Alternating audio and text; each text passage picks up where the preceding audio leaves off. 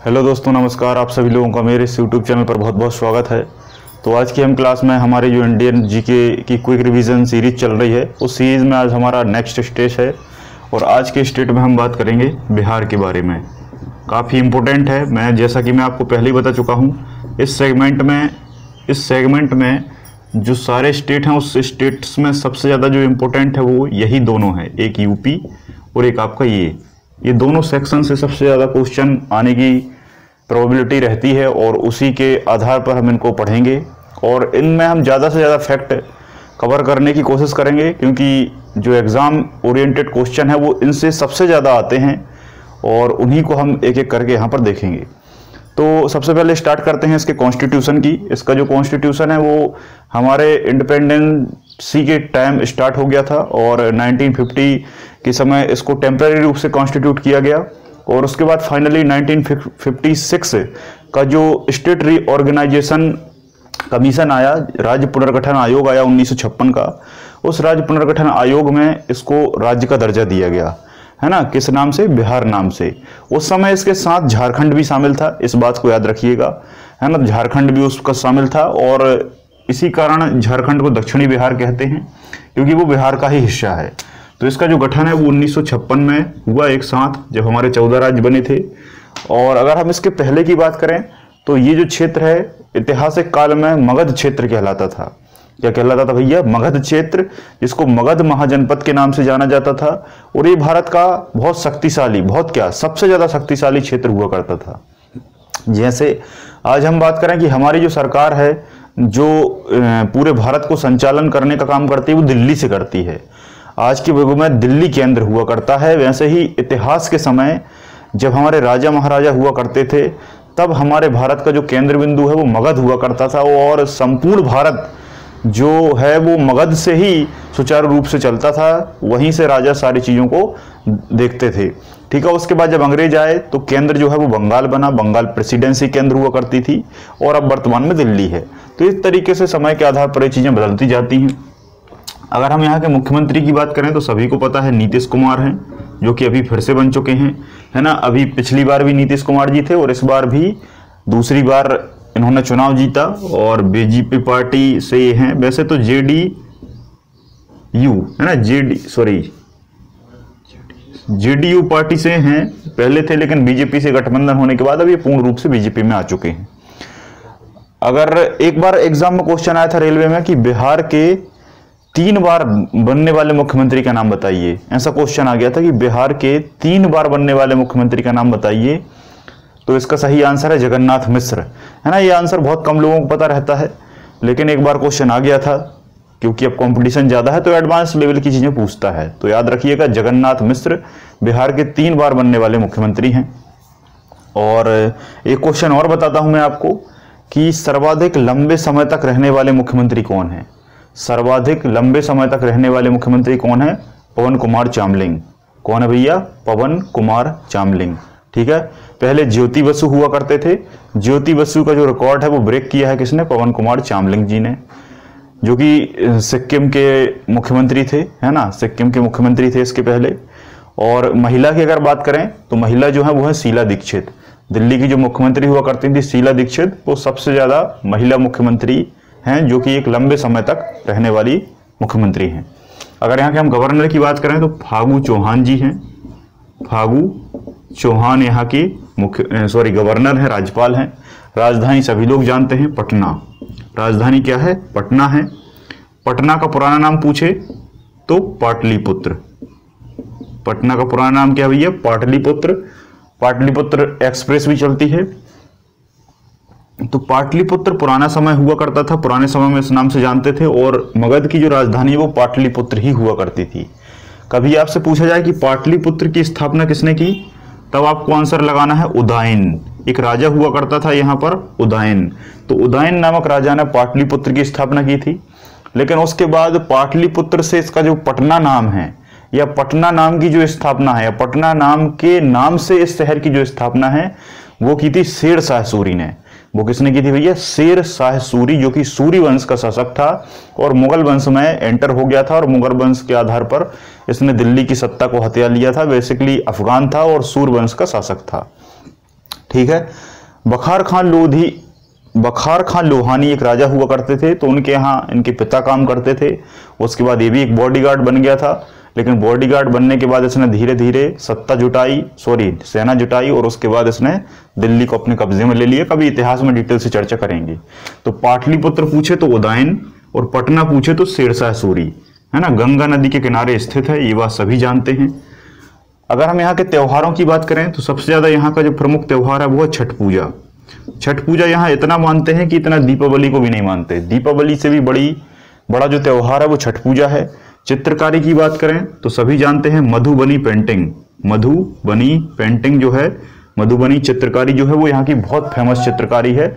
बहुत ज़्यादा इसमें कॉम्प्लिकेटेड और एट्रैक्टिव पेंटिंग देखी जाती है और इसलिए इसको वहाँ की मुख्य चित्रकारी माना जाता है मधुबनी को।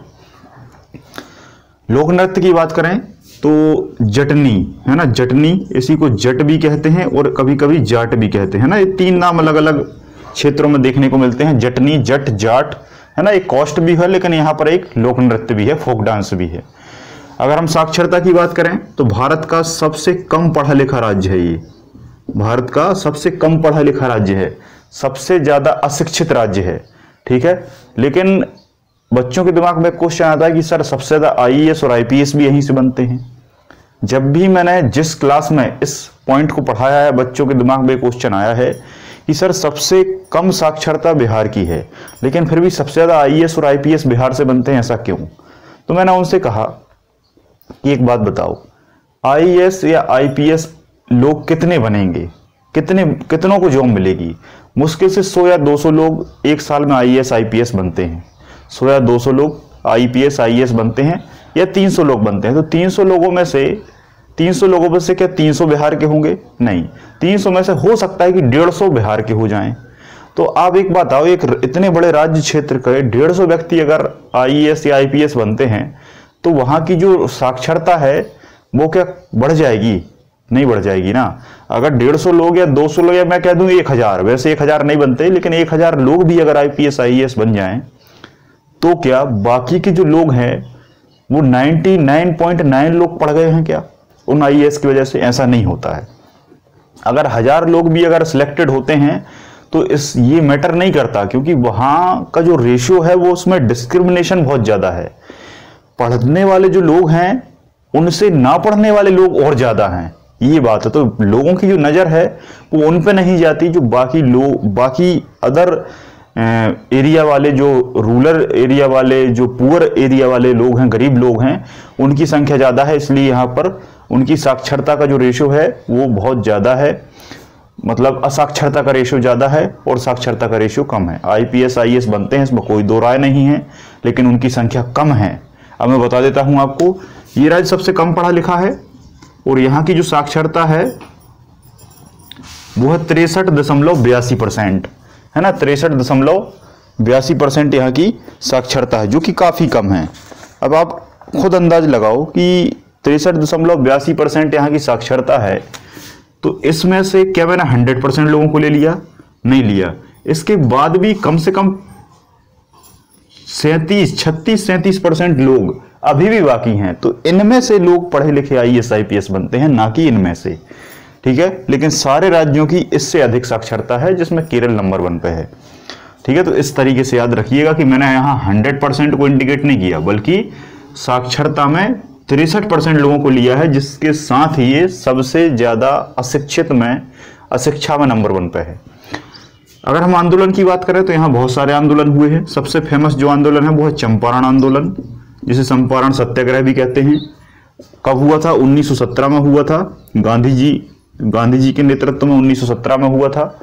और जो यहाँ के प्रमुख लीडर थे उनका नाम था राजकुमार शुक्ल। एक्चुअल में राजकुमार शुक्ल ही गांधी जी के पास पहुंचे थे गुजरात, काठियावाड़, राजकोट में, जहां वो काम करते थे, और वहां से लेकर ये बिहार ले गए थे कि भाई आप चलो, चंपारण में जो नील की खेती है, उस नील की खेती में काफी ज्यादा जो हिस्सा है वो अंग्रेजों को देना पड़ता है, जो कि गैर कहना चाहिए एक प्रकार से, मतलब एक प्रकार से ठीक नहीं है।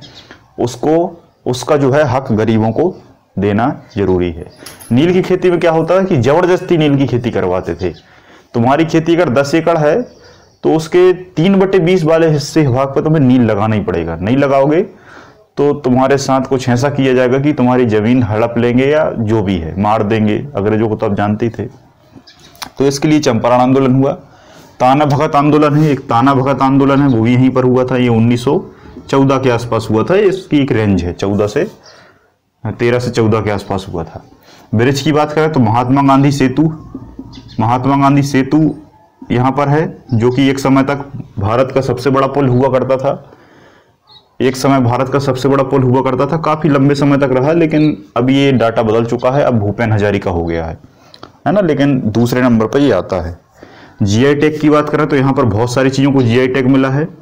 जिनमें क्वालिटी अच्छी होती है उनको जीआई टैग दिया जाता है। Geographical indication tag world trade organization इसको देता है। किस किस को मिला है? बहुत सारी चीजों को, है ना। लीची, जो शाही लीची होती है, शाही लीची को मिला है।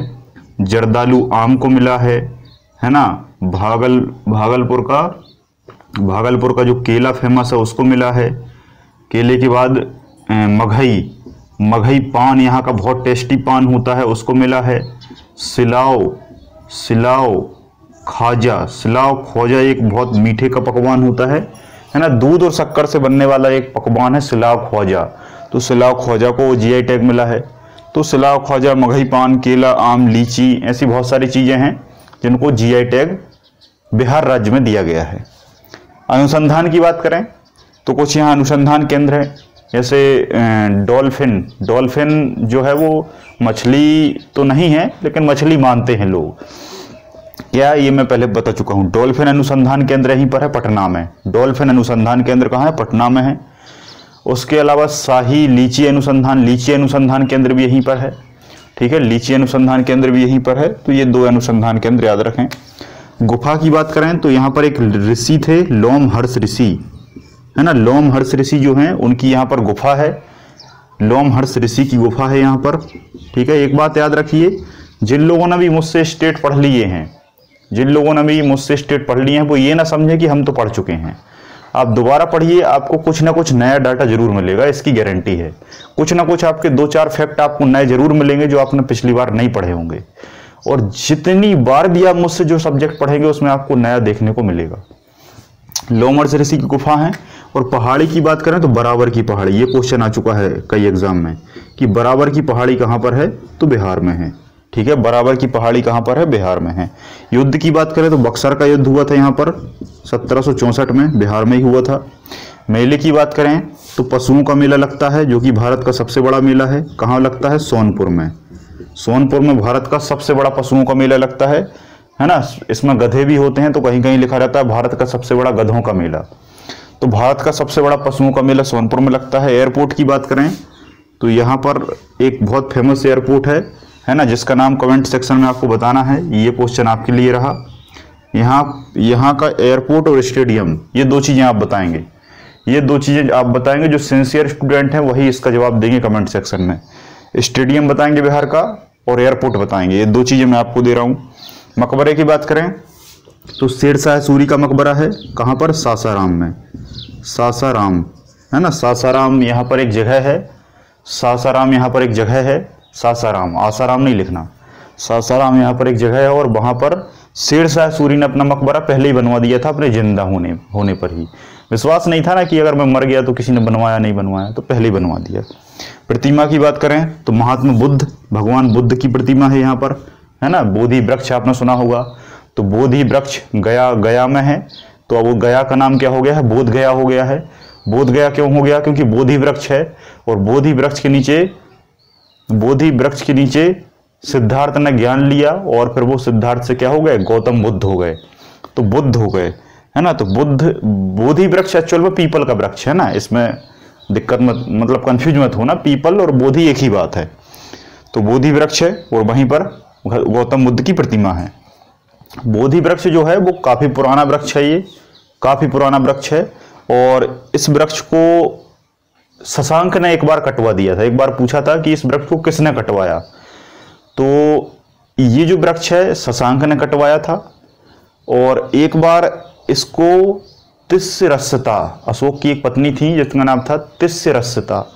अशोक की पत्नी तिस्रस्ता ने इसको उजाड़ दिया था, मतलब उजाड़ दिया था, मतलब थोड़ा बहुत नष्ट करवाया था।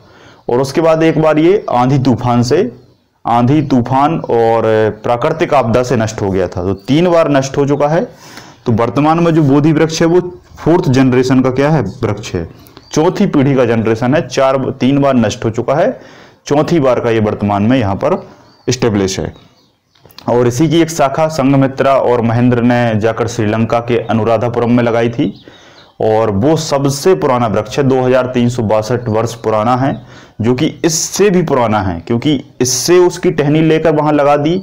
तो अनुराधापुरम श्रीलंका में जो लगी है वो आज भी वही है, लेकिन ये 3 बार नष्ट हो गया, इसलिए है ना 200-300 सालों पुराना है। लेकिन वो 2000 से भी ज्यादा पुराना है, 2000 सालों से भी ज्यादा है।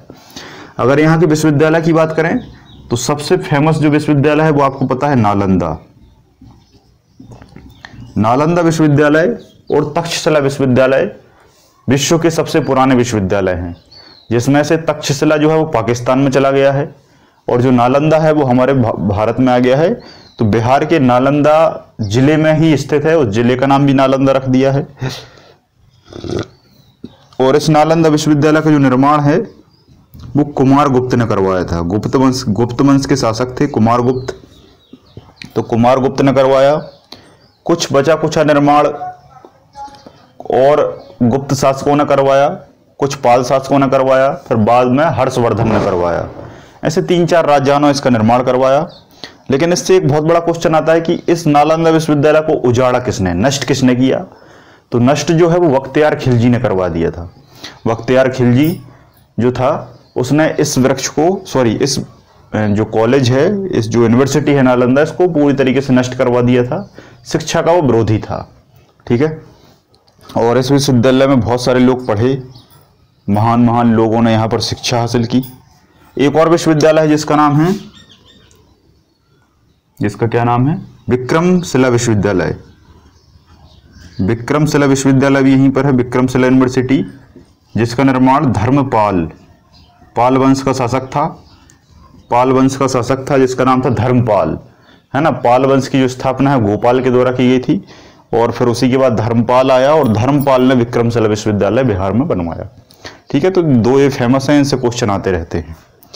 अगर राष्ट्रीय उद्यान की बात करें तो यहाँ पर एक ही राष्ट्रीय उद्यान है, वाल्मीकि राष्ट्रीय उद्यान। वाल्मीकि राष्ट्रीय उद्यान के बाद यहाँ पर कुछ अभ्यारण्य हैं जो एग्जाम में पूछे जाते हैं।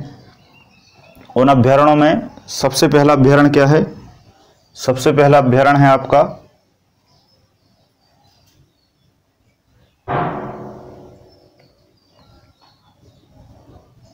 वाल्मीकि राष्ट्रीय उद्यान हो गया। वाल्मीकि राष्ट्रीय उद्यान के बाद जो यहाँ के अभ्यारण्य हैं उसमें है गौतम बुद्ध, कैमूर, राजगीर और गंगेटिक डॉल्फिन, है ना। डॉल्फिन नाम से एक अभ्यारण्य है, कैमूर नाम से एक अभ्यारण्य है, राजगीर नाम से एक अभ्यारण्य है, बाघ नाम से एक अभ्यारण्य है और गौतम बुद्ध नाम से एक अभ्यारण्य है ना। इतने सारे अभ्यारण्य हैं। वाल्मीकि राष्ट्रीय उद्यान है, उसके बाद गंगेटिक डॉल्फिन अभ्यारण्य, कैमूर अभ्यारण्य, राजगीर अभ्यारण्य, बाघ अभ्यारण्य और गौतम बुद्ध अभ्यारण्य, इतने सारे अभ्यारण्य हैं। परियोजनाओं की बात करें तो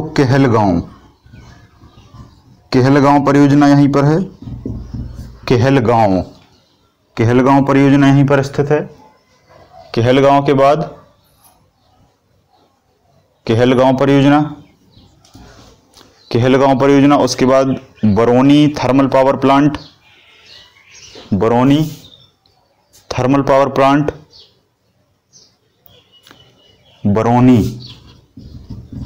बरौनी ताप विद्युत केंद्र, हिंदी में ताप विद्युत केंद्र कहेंगे, इंग्लिश में थर्मल पावर प्लांट कहेंगे, बरौनी थर्मल पावर प्लांट। और इंद्रवती जल विद्युत परियोजना, इंद्रवती बैराज, पूरा नाम क्या है, इंद्रवती बैराज जल विद्युत परियोजना, जो कि सोन नदी पर है। किस नदी पर है भैया? सोन नदी पर है। इंद्रवती बैराज जल विद्युत परियोजना, है ना। कहीं कहीं इंद्रपुर भी लिखा रहता है, इंद्रपुर बैराज परियोजना जो है वो आपकी कहाँ पर है, बिहार में है, सोन नदी पर स्थित है। सोन नदी हमारे मध्य प्रदेश के अनूपपुर के अमरकंटक पहाड़ी से निकलती है और जाकर गंगा नदी में मिल जाती है। तो इतनी सारी जानकारी आपके लिए सफिशिएंट है। तो यहाँ पर हमारा बिहार राज्य कंप्लीट होता है। तो अगर वीडियो अच्छा लगा हो, एक्स्ट्रा आपको फैक्ट मिले हों, तो वीडियो को लाइक और शेयर जरूर करें। और इसी तरीके से आप लोग इन सभी क्लासों को देखते रहें। जब सारे राज्य कंप्लीट होंगे तो आपके पास एक बहुत अच्छा नॉलेज होगा, बहुत अच्छा डाटा होगा, जो आपके सारे एग्जामों में हेल्पफुल होगा। बहुत बहुत धन्यवाद। जय हिंद, जय भारत।